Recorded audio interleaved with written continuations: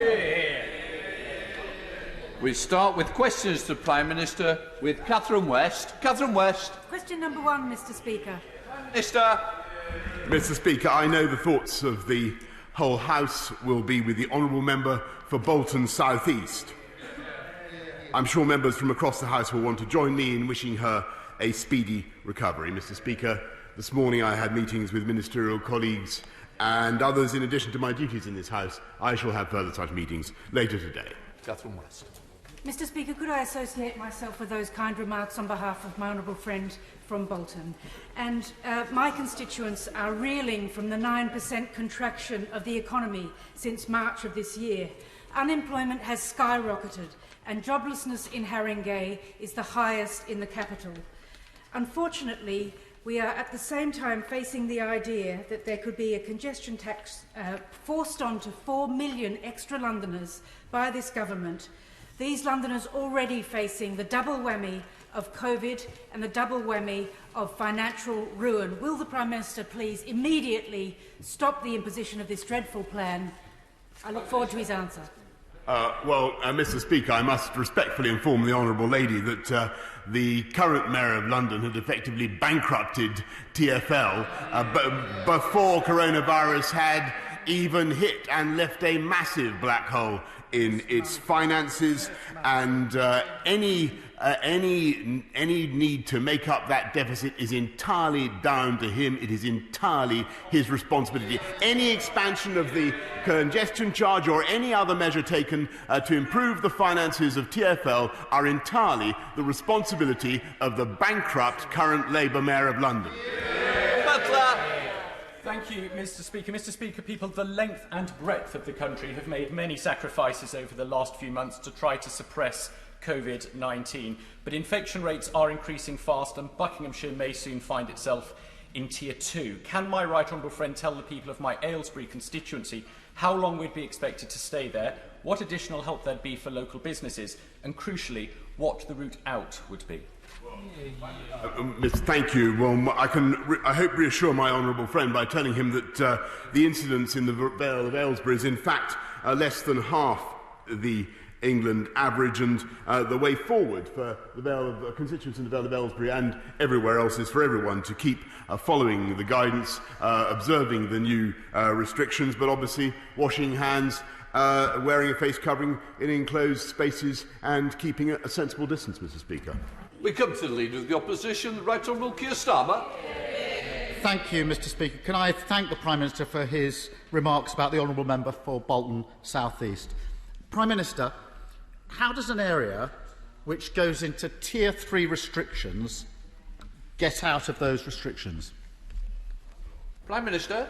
Mr. Speaker, the simplest and most effective way for areas to get out of those restrictions is, of course, to get the R down to 1 or below, and I'm very pleased to say that some areas are already having a considerable effect with the measures that they're taking. Yes, Mr. Speaker, can I press the Prime Minister on that answer? If the infection rate R in a Tier 3 area has not come below 1, will it be possible in any circumstances for that area to come out of Tier 3 if the R hasn't come below 1?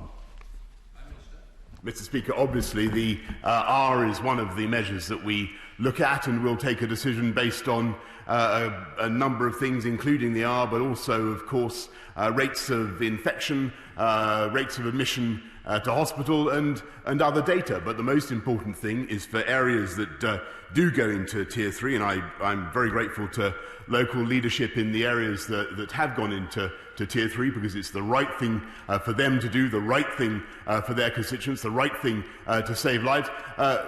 When they are able to make progress, and of course they will come out of Tier 3. And as he knows full well, the measures that are put in place are reviewed every 28 days. Stop.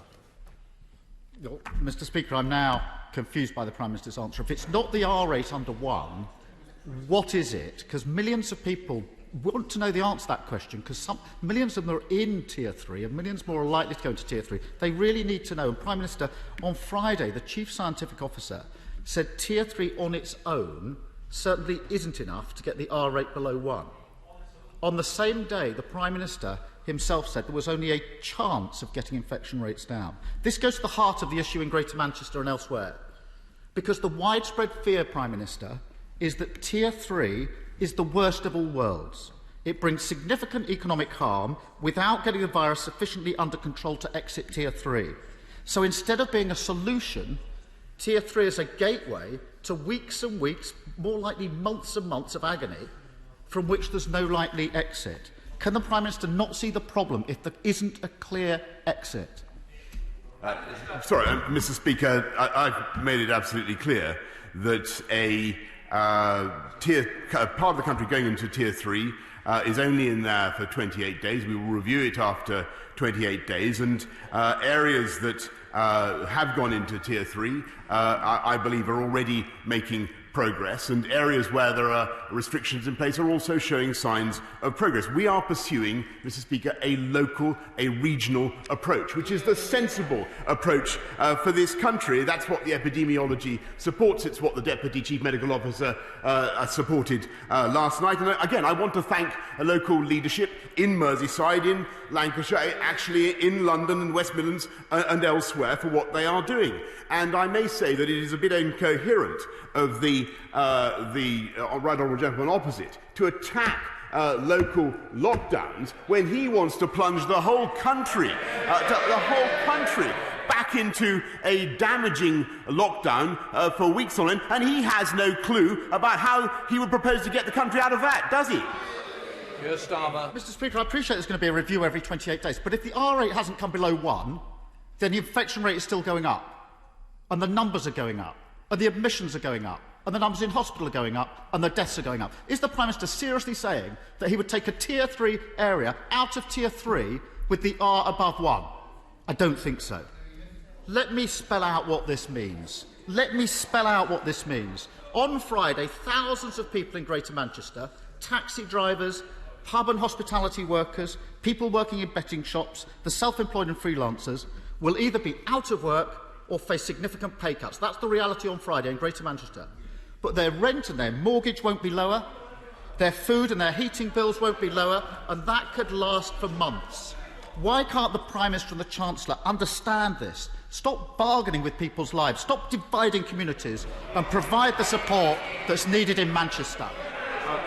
Mr. Speaker, I'm very proud that this government has already given Greater Manchester £1.1 billion in support for business, £200 million in extra unring-fenced funding, £50 million to tackle infections in care homes, £20 million for tests and trace, another £22 million for local response that we announced yesterday. And yesterday, the Mayor of Greater Manchester was offered a further £60 million, which he turned down, Mr. Speaker, with no encouragement, I may say, to support from the right honourable gentleman. So I can tell the House today, Mr. Speaker, is that that cash will be distributed to the boroughs of Greater Manchester. And I want to thank my honourable and right honourable colleagues across the House for Haywood and Middleton, from Bolton North West, from Bolton North East, from Bury South, Bury North, Cheadle, Lee, Orchardsham and Sale West, and Hazel Grove for the support that they have given in this matter, Mr. Speaker.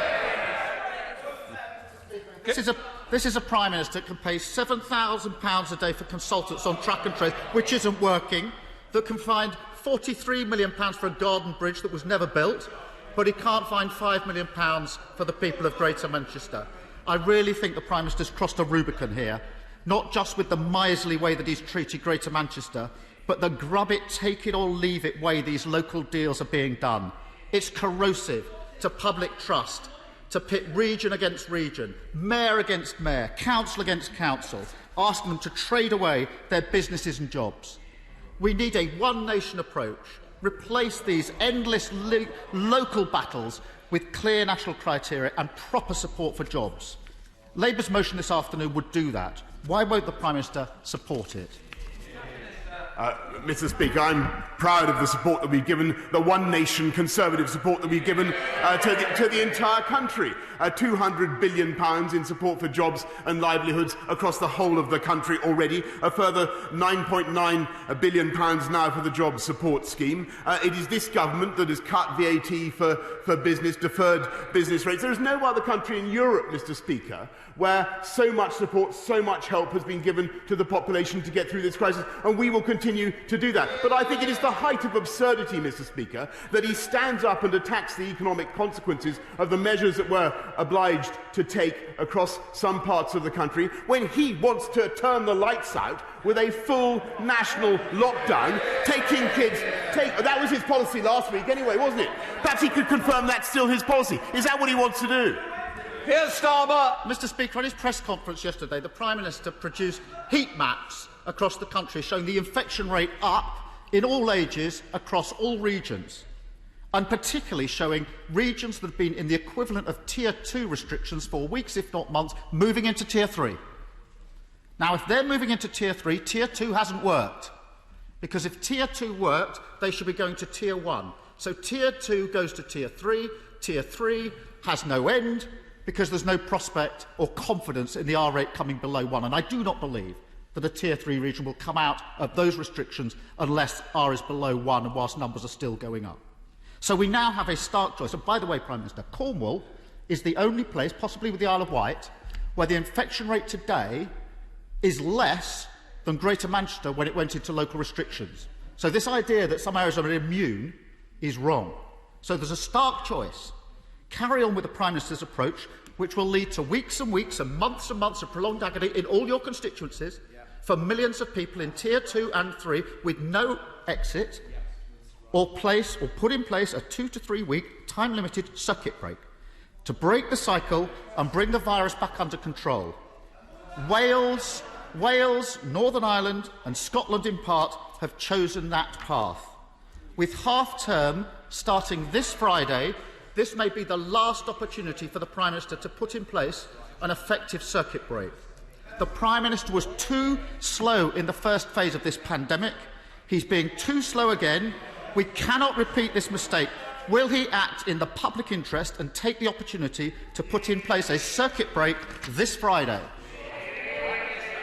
Mr. Speaker, we will do whatever it takes to get this country through the crisis, with or without the support of the right honourable gentleman opposite. And I may say that I think that his policy, I've explained why I don't believe that his policy is the right one for the country, because it would involve closing schools, it would involve shuttering businesses, with all the psychological, the emotional damage that lockdown of that kind brings. He can't say how many circuit breakers he thinks would be necessary. He can't say how long they would go on. He can't say how much damage they would do to the UK economy and to people's mental health, Mr. Speaker. We, on the other hand, want to go on with our commonsensical approach, which is a local and a regional approach, keeping kids in school, keeping our economy moving, because that is the way to get the whole of our country through this crisis together, so that we all, and particularly those regions that are now, alas, under Tier 3 restrictions, all the regions of the country bounce back strongly together, Mr. Speaker. Let's head up to Cheshire with Edward Timpson. Edward Timpson.